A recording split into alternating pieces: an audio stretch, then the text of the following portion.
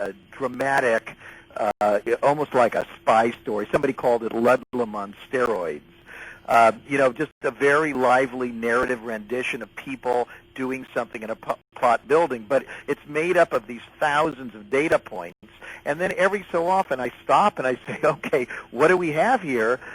What do we think this means? Could it mean this? Could it mean that? It certainly seems to mean something. And I try very hard not to go too much beyond that and let the reader come to their own conclusions. Russ Baker, in your book, Family of Secrets, again, for listeners who may have just tuned in, subtitled The Bush Dynasty, America's Invisible Government and the Hidden History of the Last 50 Years, you illustrate networks, and the Bush family, for generations, have been both beneficiaries of these networks and also people who advance the causes of these networks in a fundamental way.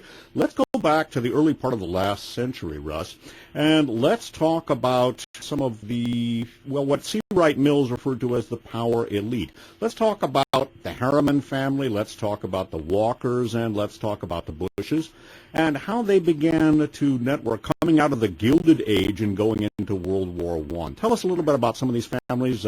Again, Walkers, Harrimans. The Dulleses, the Rockefellers, the Morgans. We know about these families. If we read books, we see there are these huge histories of these families, but most of those books don't really go into the subterranean element.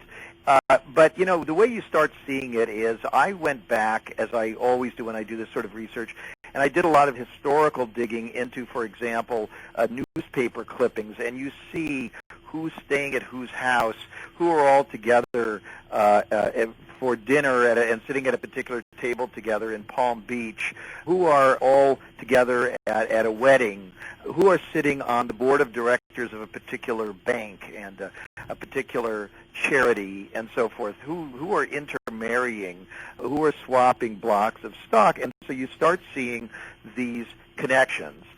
And you start understanding who knows who and who works with who. And this is really the key thing, because if we examine our own lives, that's how we get things done. We meet people. We perhaps meet our future significant others through usually networks, meaning work networks or play networks or familial networks. That's how most of these things happen. Or other networks. Now it's online dating, but that's a network. Or Facebook is a network. And so these people are the masters of networks. They were networking long before the rest of us ever even thought of the concept. And so the Bushes are very interesting because they're not the top of the network. They're very much the sort of the worker bees almost of the network. They're people who were comfortable but who really work as kind of officers for these titans. And so if you go all the way back, you see the Harrimans, of course, E.H. Harriman being a great railroad tycoon, and then he dies, and his sons, who are very young, Averill and Roland Harriman, inherit this whole thing, and they've got this great fortune now, and they want to diversify it. They go off to Yale, and at Yale they join a secret society called Skull and Bones, and in Skull and Bones is a fellow named Prescott Bush. Now, he's from a family that is connected but is on a lower level. His father was Samuel Bush, was in the railroad business, but at a lower level. But the father got to know Rockefellers and Harrimans and so forth, manufacturing railroad equipment. And at the start of World War I, Samuel Bush, so you're talking about the great-grandfather of W., was appointed through his more powerful friends to be in charge of small arms procurement for the war effort. Then a lot of that business went to companies like Remington Arms, which were again owned by big blocks of stock owned by people like the Rockefeller family and what have you. And then brothers of theirs were in the railroad business, employing Samuel and so forth. So you see this pattern of them being sort of retainers. And then you see intermarriage. And so Prescott Bush is in Yale. He's in Skull and Bones with these Harriman sons.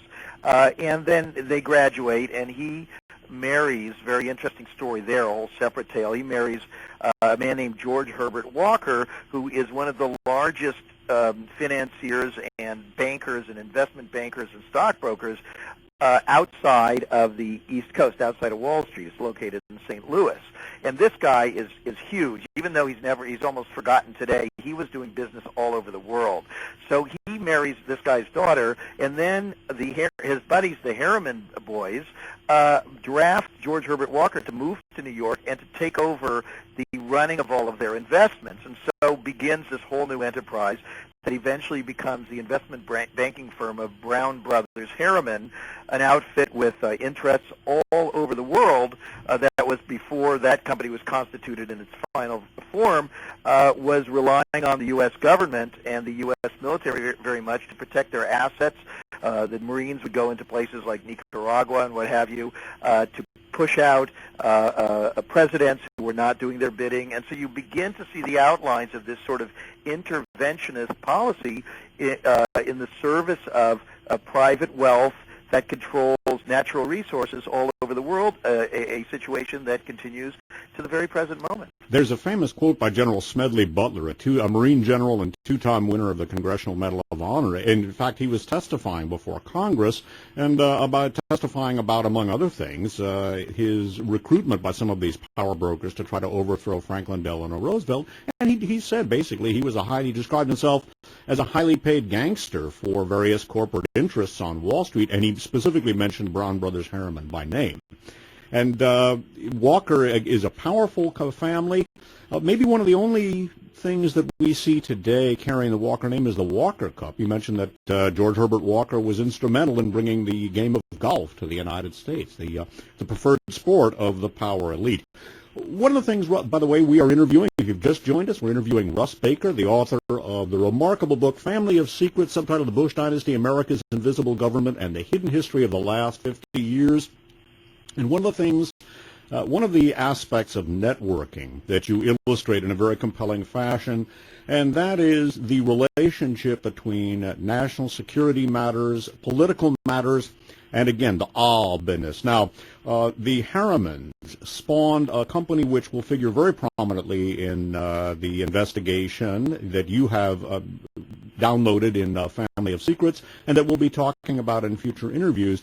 Tell us about Brown Brothers and how they spawned Dresser Industries. Right. Well, that's a whole other story we could do a show on. But basically, in a lot of cases, what they were doing was they were taking over other companies that had some kind of a monopoly. And Dresser Industries was a company that got in the 19th century got into the petroleum business very, very early on, providing crucial non-oil drilling services, couplers for pipelines and things that you needed in order to be able to secure your wells and so forth. The same thing, actually, that they are still doing. There were a number of different mergers and things under the name Halliburton today, and this is talk about what's in the news, the blowout of the BP platform in the Gulf of Mexico. One of the companies in there, Halliburton, and so Dresser would later on merge with several different companies, Halliburton and with Brown and Root. Another very, very important firm, an engineering firm that is also known as, with the division as KBR, and they're one of the biggest defense contractors in Iraq and Afghanistan. So what was going on 100 years ago is still very much going on today.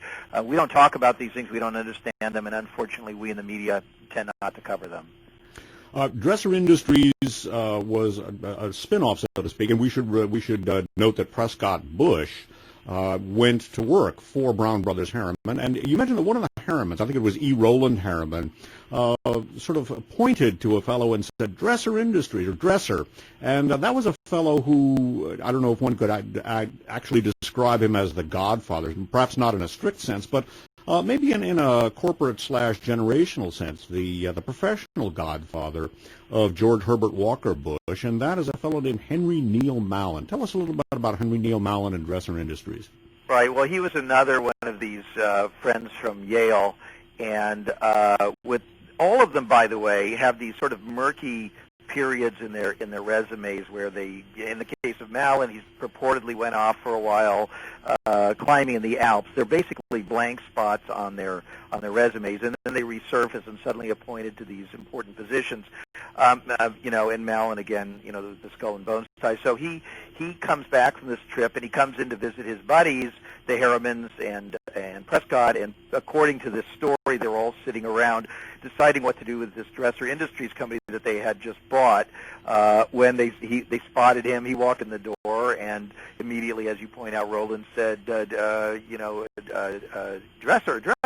and that this guy could run Dresser. And so they take this fellow with really lacking the qualifications to run that company, and he's put in charge of it. Dresser begins growing very, very rapidly, and in the build-up to World War II and the conversion of the economy to a wartime economy, a lot of these manufacturing companies started gearing up to get military contracts. Dresser began gobbling up lots of these firms. And in Family of Secrets, I tell this story because this gets us into the early days of George H.W. Bush, or his nickname Poppy, who was the 41st president of the United States. Russ Baker, let me interrupt briefly. Yeah. What is the genesis of that nickname? I know he got it, I think, at Andover, maybe Yale. I've never heard about anything about how that... No, it was because his name was the same as his maternal grandfather, George Herbert Walker. They called him Pop. He also looked like him as a child, and so the other kids started calling him Poppy. Okay, I've never heard that discussed. Go ahead. Dresser Industries and the young George, the young Poppy. Yeah, and so he goes off to Yale, and he goes into, again, Skull and Bones. And I just want to stop for a second to say that, because of course we could do a whole program just on that. What are these entities? What are these secret societies? Well, there's all sorts of irresponsible speculation on the internet. There are a number of pretty bad books out there that are selling extremely well that purport to offer the inside secrets. And all I can say is it's enough for me that the people who joined them considered them to be important enough to join and important enough to preserve whatever secrecy they were sworn to. And if you flash forward to the 2004 election, you have George W. Bush, also a member of Skull and Bones, the Republican nominee, the Democratic nominee, John Kerry, also a member of Skull and Bones. And you have to keep in mind that it's just a handful of people in there each year. And so it's a very small and select group. In any case, so all these guys are in this organization. A lot of them, not all of them, but a lot of them seem to have familial connections to the intelligence apparatus of the United States. And by the way, that apparatus far predates the CIA, because there were always spies. Every empire has spies, and we had spies, back in the Revolutionary War, and then throughout much of the history of the country, the principal mechanism for international spying was, to some extent, it was diplomats and private business people, but it was also the Navy and naval intelligence. And if you look at the Bush family, they served in naval intelligence. And so all these people then go into these elite schools like Yale and so forth, into these secret societies, and then they emerge from them into training in their various so-called family businesses. And in the case of George H.W., or we'll call him Poppy Bush, he joins, as you pointed out, Dresser Industries, which is now basically owned by and run by their company, Brown Brothers Harriman. He goes in there and he supposedly is doing low-level things, painting fences and being a salesman and so on. But as I point out in Family of Secrets, it looks to be cover for some kind of intelligence training.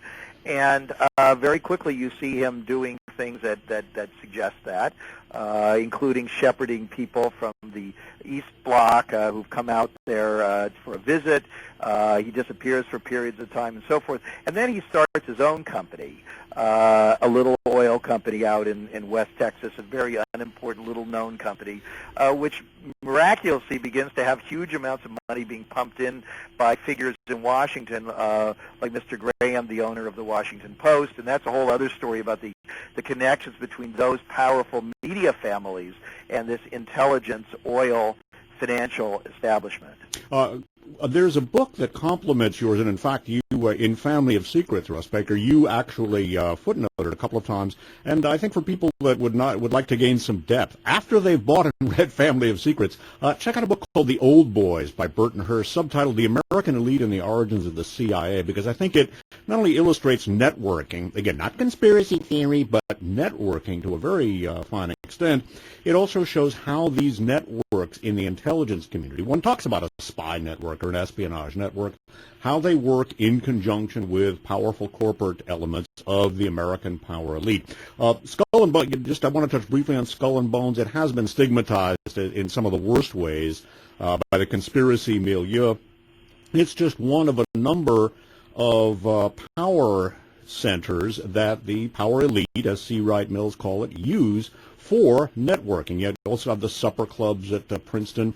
The American power elite, and the Bushes epitomize that in many ways, are Episcopalian. There's a very fine book, another one people can use, called The Power of Their Glory. It's by a couple of authors. Their last names are Konolige, Konolige. And two other things very quickly. You touched on Halliburton and the fact that they absorbed Dresser Industries and that they were involved with the blowout of the oil rig in the Gulf of Mexico. Another company that you talk about networking with the Bushes, networking with George W. Bush, networking with Tony Blair, the Gamel family. Am I pronouncing that right? And that is Gamel. British Petroleum. I don't know if we'll have time to get into that, but BP is part of this networking as well. Last point, a lot of people wonder about naval intelligence and why it's so important.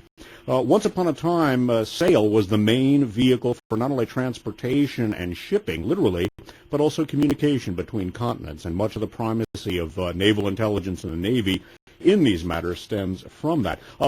Jumping back to George Bush in the Navy, you mentioned that he was involved with a photo reconnaissance group, so that even when he was in the Navy, he was involved with intelligence. So highlight that for us if you would, Russ. Right. I mean, this is the early training. In other words, in the books, you see, Family of Secrets has only been even heard of by a certain select group of people because, I mean, frankly, the revelations in there are, I'm afraid, a little bit too provocative for mainstream reviewers, for some of the large television shows and so on. And I've been told that privately by them. They're saying, we love you, we know your credentials, but, you know, I got to keep my job. And so what they do instead is they have people on there like, you know, Karl Rove talking about his book, very mainstream historians with theirs and so on. And these mainstream accounts, for example, let's say about the life of Poppy Bush, George H.W. Bush 41, is that you know, he was one of the youngest people who enlisted, you know, voluntarily in World War II and became you know, a bomber pilot. You know, leaving out not really looking at what he did, which was that he got into intelligence work, and he was doing, as you say, the aerial surveillance. This was top secret classified work. He was involved with a group of people that were connected to into the operation in Asia. That's where he was with General MacArthur, who had his own intelligence force, the OSS, which we think of as the prime, you know, military intelligence entity in World War II. Was operating mostly, but not exclusively, in Europe. That MacArthur basically told them to stay out, and there was this back relationship between MacArthur again and all of these people. As I relate in Family of Secrets, if you go far enough back, let me see if I have this right. MacArthur's father was a governor of the basically what was then a colony, the Philippines, when the United States was extracting tremendous amounts of natural resources out of that, and there was a request by MacArthur's mother to the Harrimans, would you give our son a job? And so you see these kind of networks again going all the way back, tying in again to these natural resources, and again to intelligence, and again to war making. Russ, we are almost. So on. Let me jump in. We're almost out of time on this side, but we've got another half hour to go. And as I figured, we were just going to barely scratch the surface of your remarkable book. The book, at whose author we are interviewing, is Family of Secrets, subtitled "The Bush Dynasty, America's Invisible Government, and the Hidden History of the Last 50 Years." The author is Russ Baker. It's now out in softcover by the Bloomsbury Press. Russ, give us your website, and then we're going to move to side two. Okay, two different websites for the book. It's it's familyofsecrets.com. And we don't keep it up like we should, but we occasionally put up, perhaps we'll put this show up there, links to prior interviews and so forth. And then another site, whowhatwhy.com. Whowhatwhy.com. That is our new nonprofit investigative reporting site where we are continuing to look into these big questions of how does power work and how do these decisions get made that affect our lives. It's a nonprofit, and it is based entirely on the financial support of the public. Want to hear more? Stay tuned for Side 2 of For the Record program number 711, interview with Russ Baker, author of Family of Secrets. This concludes Side 1. This is being recorded on May 23rd of the year 2010. For Russ Baker, this is Dave Emery saying thanks for listening.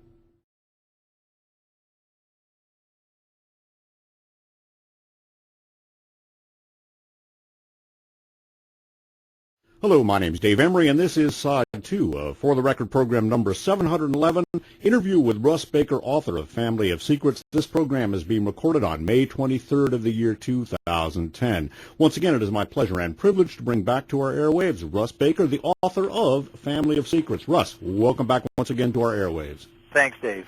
We were talking, let's jump right in, we were talking about Douglas MacArthur and how he networked with some of the American power elite, as C. Wright Mills called it. And let's talk about Poppy and the Photo Reconnaissance Group of Naval Intelligence. Well, I mean, essentially what you had was Poppy, or George H.W. Bush, the 41st President of the United States, leaving his prep school and going right into flight as a naval bomber pilot, and also very much involved with this top secret naval reconnaissance work. This was very, very important, and these were precursors of elements like the CIA that would emerge after the war. And so he was already being trained in intelligence work. A big part, by the way, of Family of Secrets, at least the first half, is about what I discovered as a secret life of Poppy Bush, that he had a life that has never been reported on, that is not in his memoirs or not in any books about him, and that is that long before he became the CIA director in 1976, by the way, he was appointed by Gerald Ford, and at the time, if you go back and look at the clippings, the media were sort of scratching their heads saying, I wonder why this guy is CIA director, but they don't scratch their heads very extensively. They don't really look that deeply into any of these things, so they said, well, he was a young congressman, up and coming, and likable, and seemed to be clean, and so on, and the CIA was embroiled in scandal, and so, well, they put this guy in to sort of, put a fresh face on there, and that was that. But I wondered about that, and I wondered about a number of other clues I'd come upon, and so I began studying him, and as I studied him, I found that all of these periods prior to that, his activities seemed to be juxtaposed with very profound American events, and I hope either on this or on a future show we'll have time to talk about all of these curiosities surrounding the assassination of John F. Kennedy. But in any case, you see this going all the way back to his days in World War II, and then right after the war, where he begins working for the family-owned Dresser Industries, where he's again doing what looks to be an intelligence type of work. He then starts his own company, and as I reveal in Family of Secrets, he started an offshore drilling company, a rather obscure one, with quite a bit of money from interested parties in Washington, and with the help of a man who was himself a young CIA officer who purportedly resigned from the agency in order to join Mr. Bush in the offshore drilling business, and then you begin to see them putting rigs in strategic locations like just right off of Cuba prior to the Bay of Pigs invasion. Now, was that Thomas Devine?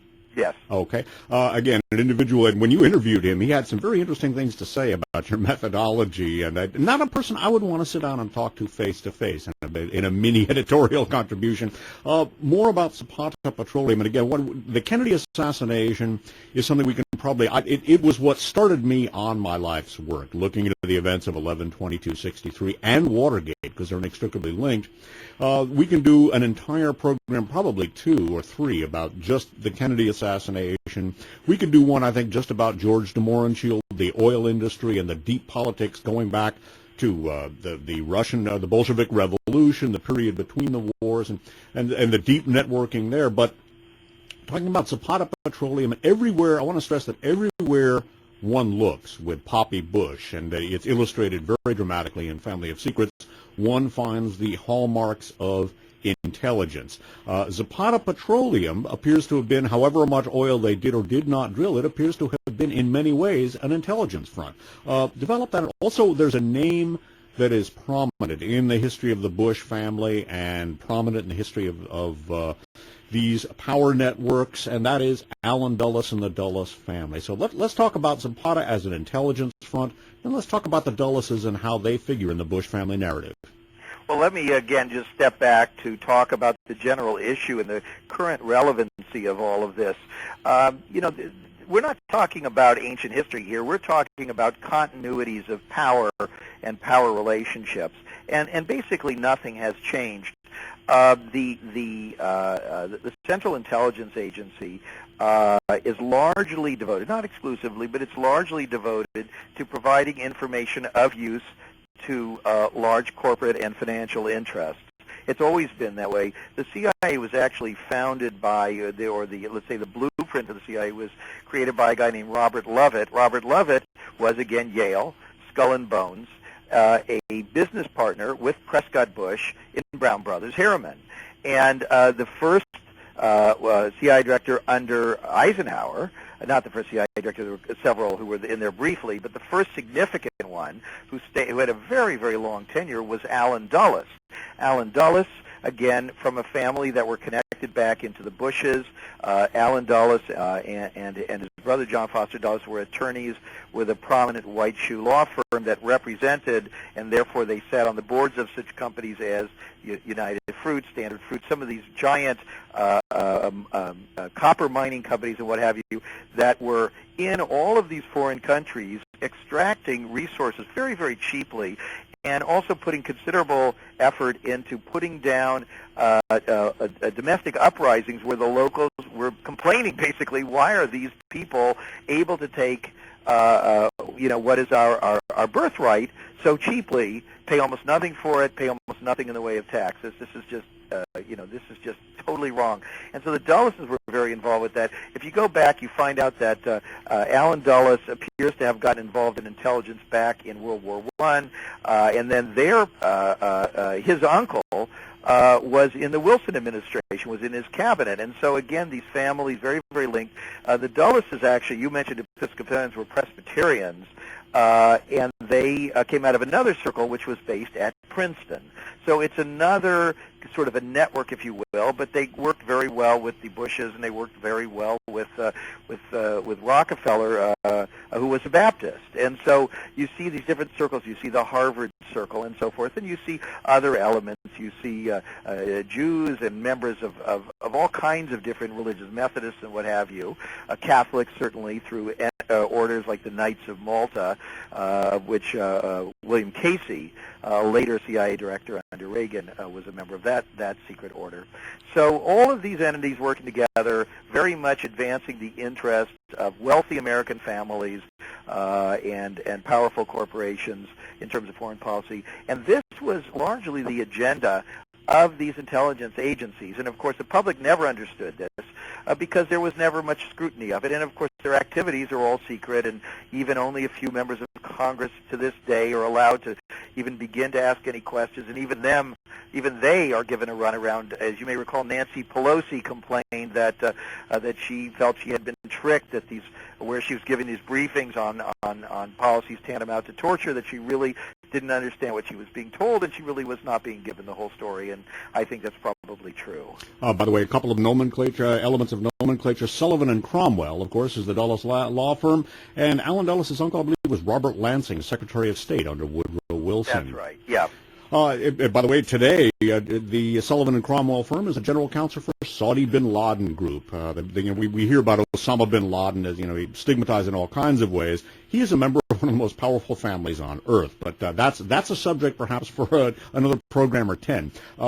let's go back to Zapata Petroleum and the curious places that they turn up with their, some of their offshore rigs. I guess one could perhaps say that they were rigging the political landscape.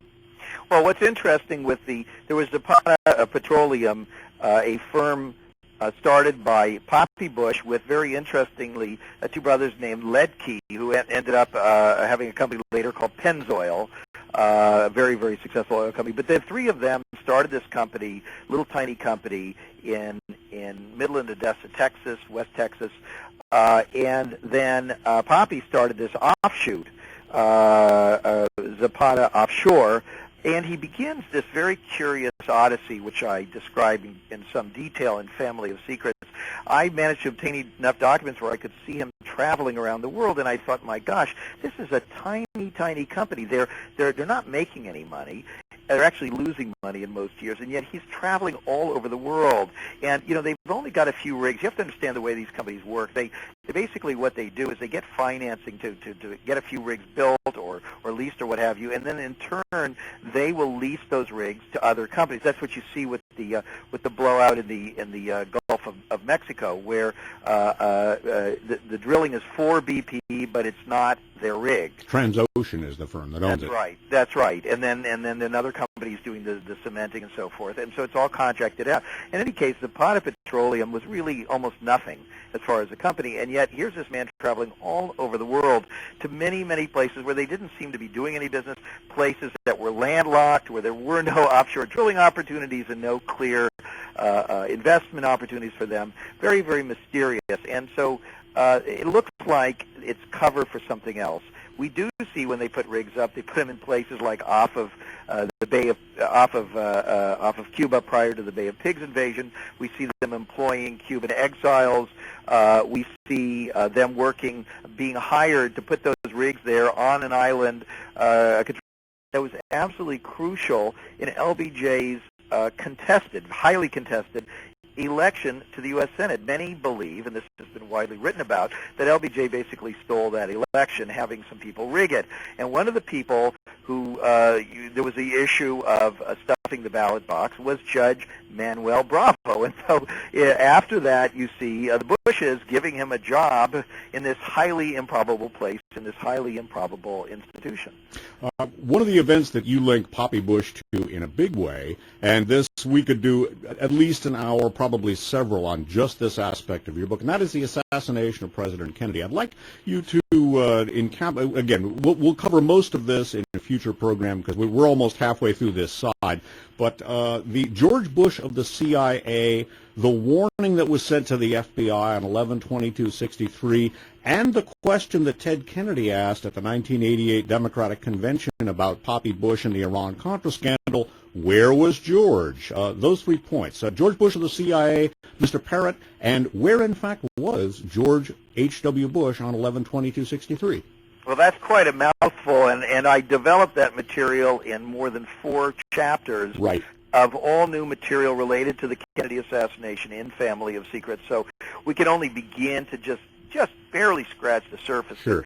Essentially what happened was, just to back way up, I began Family of Secrets trying to understand what the phenomenon of George W. Bush and Cheney and Rumsfeld and all this state of sort of perpetual war in the Mideast and all these other controversial things, suspensions of civil liberties, a constant state of sort of terror, if you will, what this all meant, and the enormous amounts of money that very, very wealthy and savvy Americans invested in a man of clearly somewhat limited talents.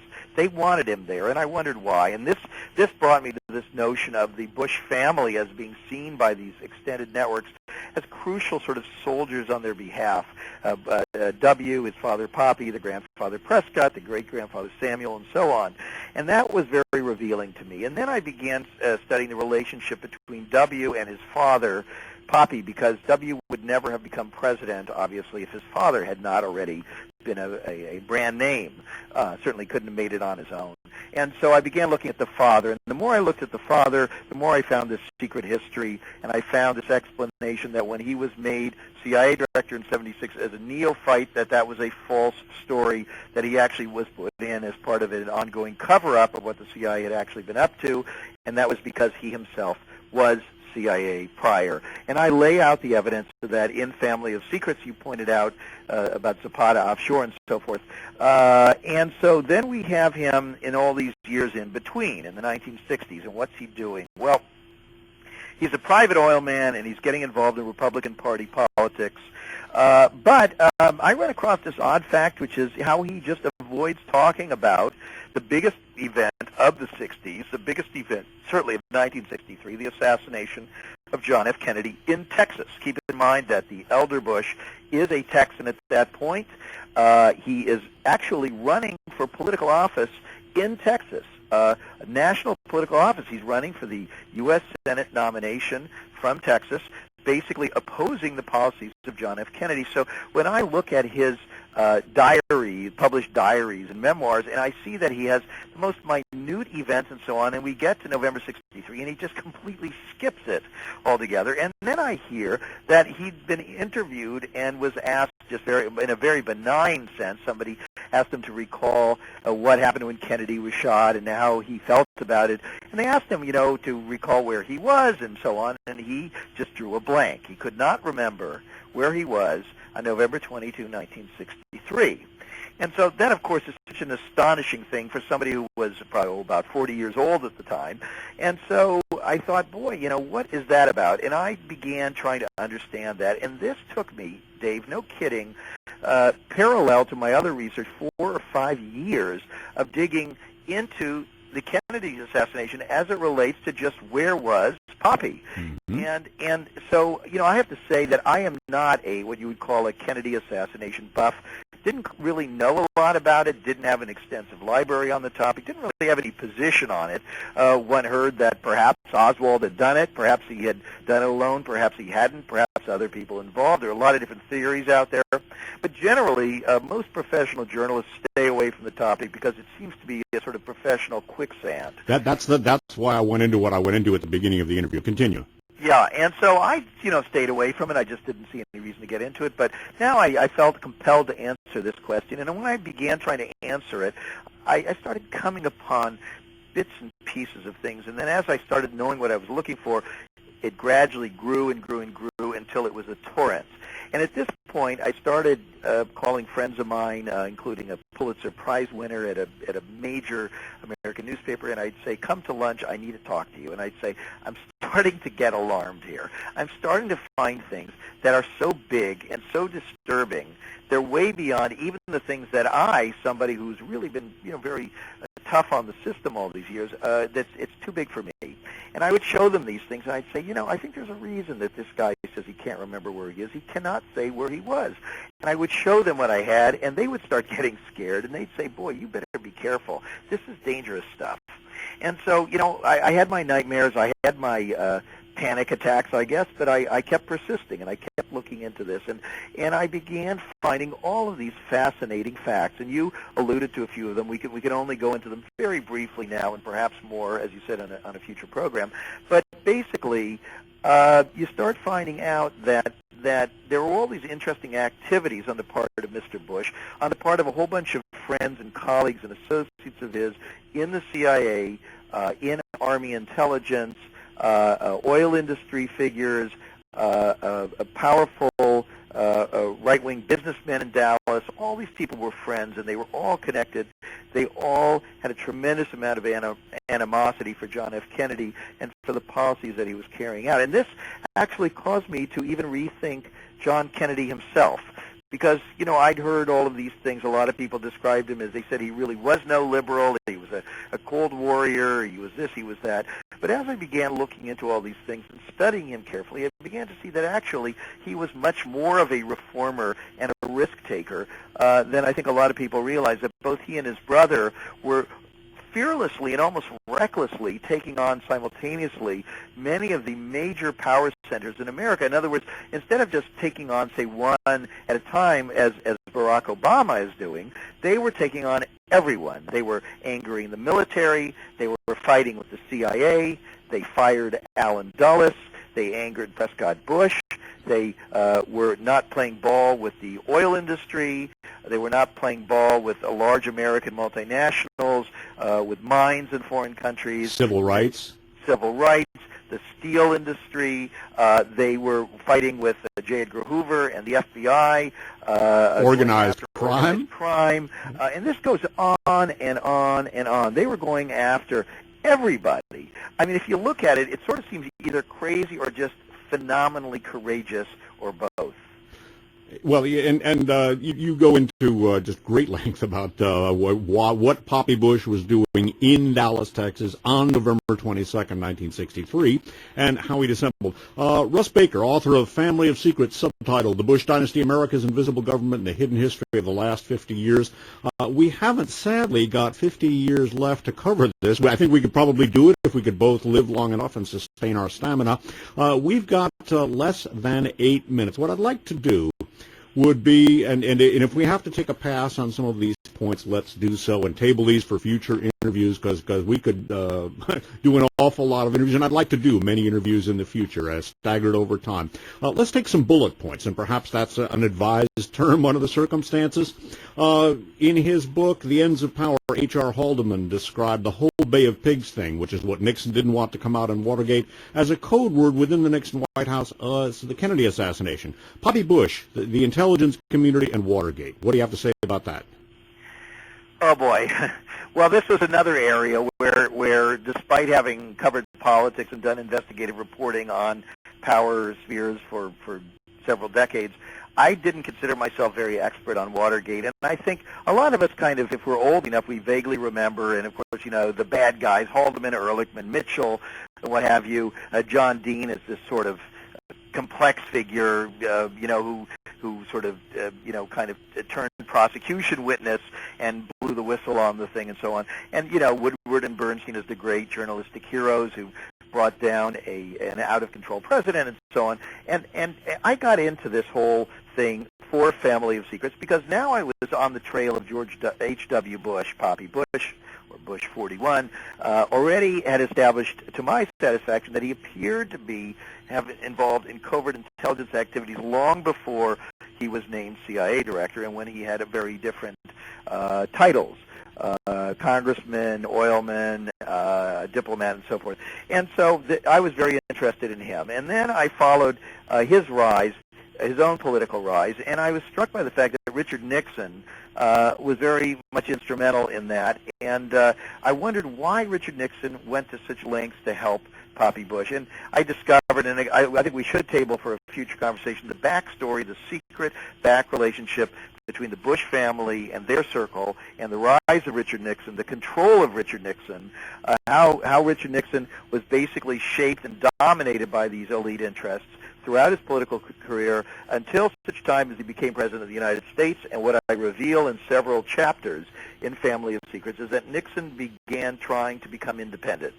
And And we're down to less than 5 minutes now. I want to stress that there is no way we can even begin to really do justice. We could spend several interviews just about the Kennedy assassination, just about Watergate, or just about W. Let's touch briefly on Harkin Energy and how it grew out of a couple of intelligence and drug smuggling connected banks, BCCI and the Nugan Bank. Just very briefly, if you can. And if not, we'll table that for a future. Okay, let me just go as general as I can here. I mean, basically what we're looking at is intelligence operations are tremendously expensive, and they largely involve moving money around, huge amounts of money, billions and billions and billions of dollars that have to be all untraceable and unaccountable, used for operations, used for bribery, used for all kinds of things. And so they create these front companies. There are lots and lots and lots of them, hundreds of them, thousands of them, front companies or enterprises put inside of legitimate companies for cover. And so this is crucial, little known, little examined. I began looking at a company called Harkin Energy, which was instrumental in the rise of George W., our most recent past president. This company was instrumental in securing his financial future, giving him some credentials, and basically taking some failing companies that he was involved with and taking them over, and thereby making him appear to be a successful businessman, which was absolutely crucial shortly thereafter when he began running for governor of Texas. So Harkin Energy was an interesting company. Other journalists had looked at Harkin over the years, Time Magazine, the Wall Street Journal, and so on. They all concluded that this was a very, very strange outfit because the numbers didn't make any sense. And without going into too much detail, it just didn't. It seemed to exist for some purpose other than making money for shareholders. And so in Family of Secrets, I have a whole chapter just on Harkin, go into, who were the people involved, and again, no time here, but basically they trace back to links to all of these international power centers, the kleptocratic Philippine dictator Ferdinand Marcos, the very wealthy interests in South Africa that subjugated the black population, the bloodthirsty Shah of Iran, who again stole vast amounts of money from the Iranian people, setting up the current animosities between Iran and the United States, which are seldom discussed as we talk about whether we should be waging war with the theocratic regime there, and others, Saudis. And on and on and on. And so what was this company? Let me just jump in ever so briefly, because we're going to run out of time. And we could do many programs about Harkin Energy. As with Zapata, I guess one could say another oil, ostensibly oil company, the wholes are greater than the sum of the parts. We are down to less than a minute. You write about Mickey Herskowitz, a Bush family crony journalist. What did he have? What do you write about what he said George W. Bush was thinking about in the late 1990s? We've got 45 seconds left. Okay, basically, Bush told him when they were writing a book together back then that the only thing he could think of that he wanted to do as president of the United States was to invade Iraq. And to start a war, for you felt that would enable him to give him political capital, which he could then spend. We have been speaking with Russ Baker, the author of the landmark book, Family of Secrets. A lot of people are asking, it's a political election season. Well, what can I do? One of the things you can do is to buy this book, read it, and disseminate the information via talk shows and the Internet. Russ, tell us about your websites. Okay, the more important of the two would probably be whowhatwhy.com. That is a